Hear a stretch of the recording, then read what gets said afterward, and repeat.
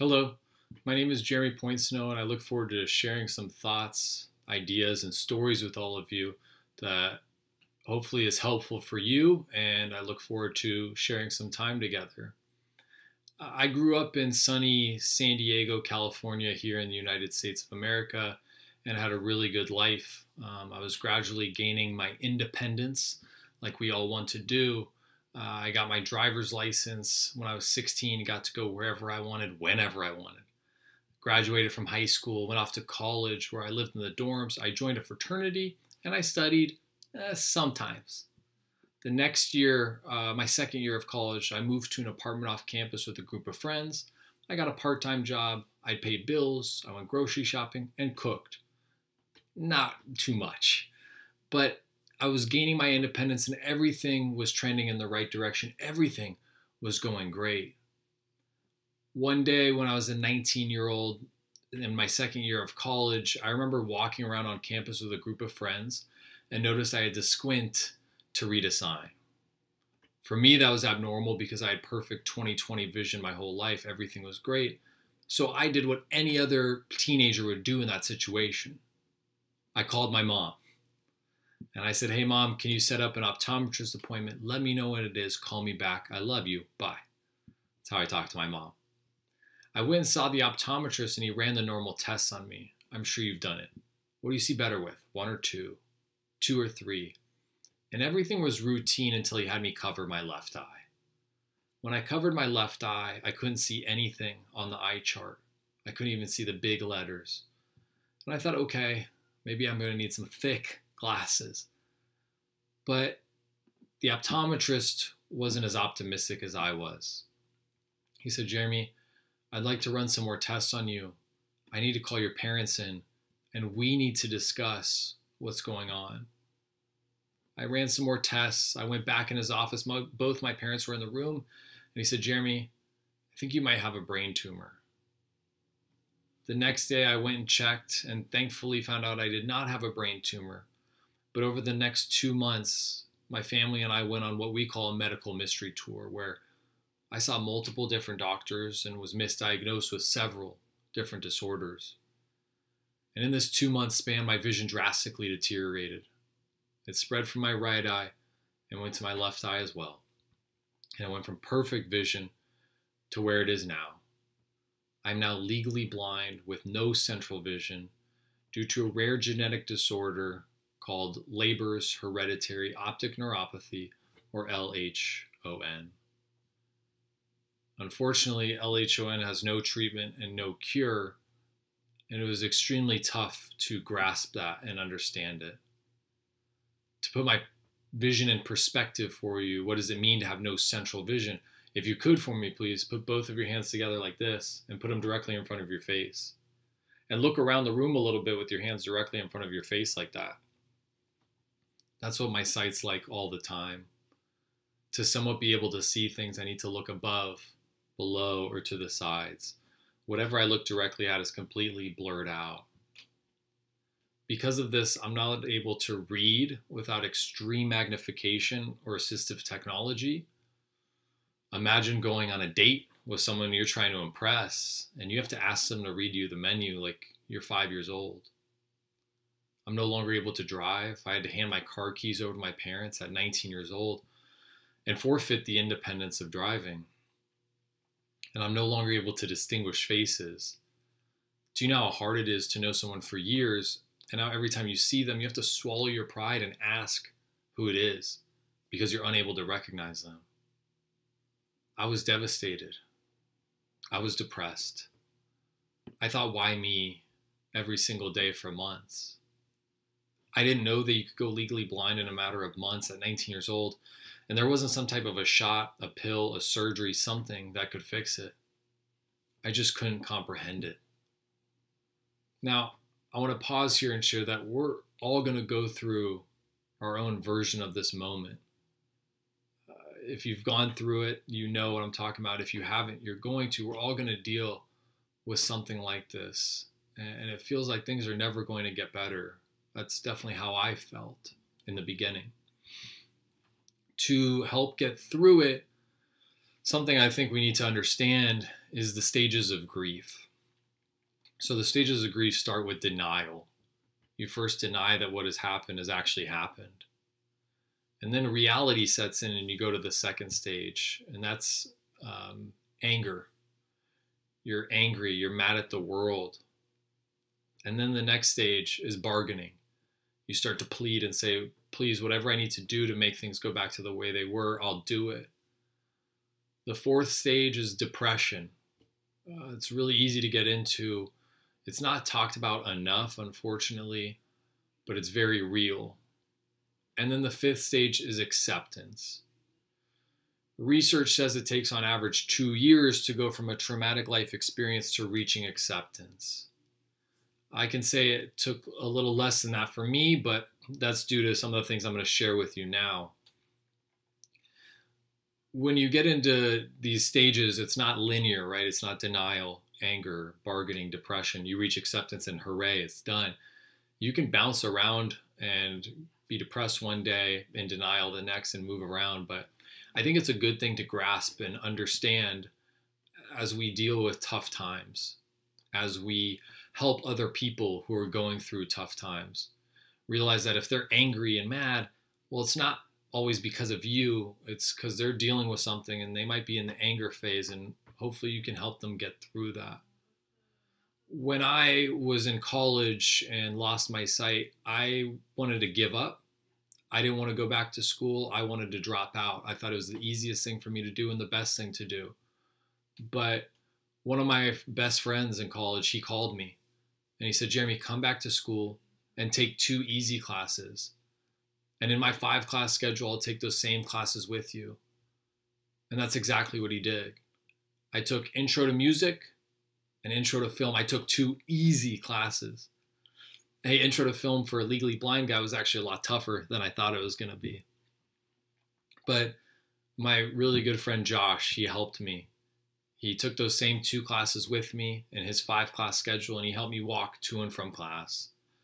He helped me tell the professors that I was legally blind and I needed accommodations. And he helped me study for the exams in the classes, which helped me pass those classes. What Josh did for me was monumental. It was life-changing. I graduated from college with a degree in business, and I know this would not have been possible had it not been for what Josh did for me. In life, we tend to be so inwardly focused. We think so much about ourselves. What can we do to make our own lives better? But do we take enough time to look around at our friends, the people around us, and think, I wonder what he's going through. I wonder what she's dealing with. Is there anything I can do to help them? Because each and every single one of you has the power to be the Josh in someone else's story. Each one of you has the power to be the Josh in someone else's story. You can change someone's life. I want you to think about that. So another thing that I think is extremely important that helped me get through this experience, it's been 14 years, so I'm a lot better off, I guess, or it's a lot easier. It's my new normal now, so it's a lot easier for me to talk about it. But something that I would say is extremely important in dealing with trauma and getting through this experience, and this is applicable for everybody. I think we need to have 4 P's in our life. I think we need purpose, passion, perspective, and people. So the first one is purpose.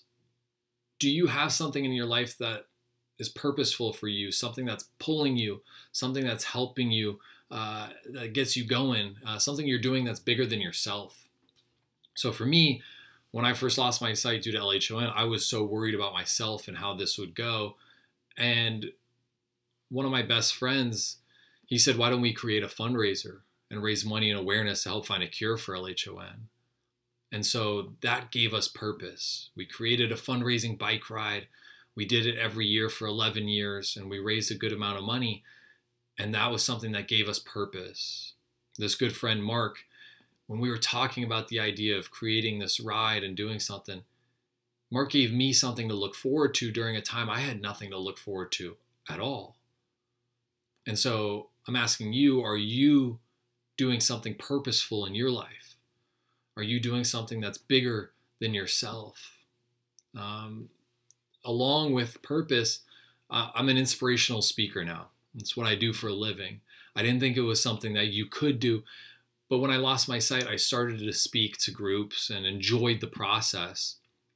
And then people started to ask how much I charged, and that's when I realized, wow, this is something I could do for a living. And so that provides me with purpose as well, the ability to share my story and hopefully inspire others to make a difference and an impact. And I hope I'm able to do that for all of you today. So are you doing something that's purposeful, bigger than yourself? Second is passion. I think we need something we're passionate about, something that gets us excited, something that gets us wanting to wake up and work on something. And for me, I've always been an athlete. I love sports. My favorite sport has always been golf. So when I lost my sight, I thought I could never play the game I loved ever again. My mom, who's incredible, she came up to me one day. She said, Jeremy, there's such thing as the USBGA, the United States Blind Golf Association. And these golfers play in tournaments all over the world. And I thought, Mom, that's a good joke. I know you're kidding. That's cute. But she wasn't kidding. There is such thing as blind golf, and there are tournaments all over the world. Now, you can't go drop me off at the local golf course and say, go have fun, Jeremy. I'd be lost. But every blind golfer has a guide, someone who helps them out on each and every single shot. And for me, it was an easy choice, and I'm happy to share that my guide in every competitive round of blind golf I play in is my dad. My dad helps me out on every single shot. He points in the direction we want to hit the shot. I try to envision where he's pointing. I have no idea where he's pointing. I step over the shot, and from behind, he looks at my feet and how they're lined up, and he says, go a little more right, a little more left. Okay, you're good. I hit the shot, and we do that the whole way around the course. With my dad as my teammate, we've won a total of 3 world championships and 9 national championships. We've played golf in China, Japan, Australia, England, Ireland, Italy, Canada. We've been extremely lucky. And it's something that when I first lost my sight, if you told me I'd be playing competitive blind golf around the world one day, I would think you were crazy. I would think you were making things up. But there is such thing, and it's something that makes me excited. I love thinking about golf, blind golf tournaments, and how to get better. So what are you passionate about? What excites you? I think we need something that excites us to help us be able to get through tough times. It's not easy. I don't expect you to snap your fingers and be into it. I wasn't excited about golf in the beginning, but I got into it and slowly progressed to where I am now. The third P that I'd like us to focus on is perspective. We need to maintain perspective on our situation. When I first lost my sight to LHON, I thought it was the worst thing that could ever happen to me.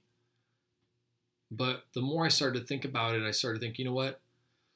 This doesn't limit my lifespan. It could be a lot worse. And I'm going to do the best I can to enjoy the life I have now. It's not what I wanted, but I'm going to enjoy this. And I'm going to find a way to live my best life. And so I think we need to do the best we can to maintain perspective on our situation. Realize that we can get through this. It's okay. And in time, things will get better. So going forward, find a way to maintain perspective on your situation. Maintain perspective on your life when things are presented to you and you want to say it's horrible. Well, in the moment, yes, but let's just find a way to get through it, and then we can determine how bad it actually was. The fourth P I want us to focus on, and to me the most important, is people. We need to surround ourselves with quality people to get through sight loss with LHON, to get through traumatic life experiences. Just in life, to live a good life, we need people. So when I first lost my sight, my mom found a blind psychologist. And when I was in those first 4 stages, I saw this blind psychologist every week for a year and a half.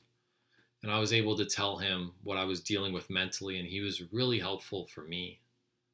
So are you talking to the right people? Are you getting the help you need during a tough time? With people, I told you about Josh, who helped me get back into school. I told you about Mark, who helped me create a fundraiser. My mom, who practically diagnosed me, who found this blind psychologist, who found blind golf. My dad, who's my guide on the golf course and helps me in tournaments and whenever we play golf. I'm now married with two incredible sons, one who's about to be 3 and the other who's 5 months old. And I'm extremely lucky to have a really great family, really great friends, a really great support system. But we need that to get through these experiences. Before I lost my sight, things were a lot easier. I could cross the street, not a problem. After losing my sight, it was a lot harder. I used to sit in the back of the class at school, not worry too much and do okay. After I lost my sight, I had to sit in the front of the class. I would tell the professor I was legally blind and how they could help me. So things were different. I had to adjust to this new way of life. But one of the most important things that I can't stress enough is that we need people. As an inspirational speaker, and what I talk about is that I hope we're able to realize that independence is good, but interdependence is great. It's okay to ask for help. Asking for help is actually a strength if you do it in the right way. It's not a weakness. And it took me losing my sight to realize that asking for help is a strength and it's okay to do that. So I hope you can remember the stages of grief: denial, anger, bargaining, depression, and then acceptance. I hope you can remember the 4 P's. Purpose. Are you maintaining purpose in your life? Are you doing something purposeful, something that pulls you? Passion. Are you doing something that you're passionate about? What gets you excited? Are you doing that? And please do it as much as you can. The 3rd P is perspective. Are you maintaining perspective on your situation? And then finally, and most importantly, people.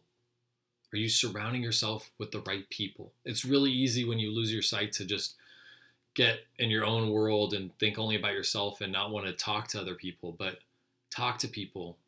Let your friends help you. It's good for you and them. And I hope you're able to realize that. LHON and dealing with it was extremely tough, extremely challenging, but it's my new normal now, and I love my life now. I wouldn't change it. And so I hope you're able to think of these things and go after those 4 P's and be okay dealing with the stages of grief. I want you to know that there's a lot of people around the world who have LHON who are successful and doing really good things.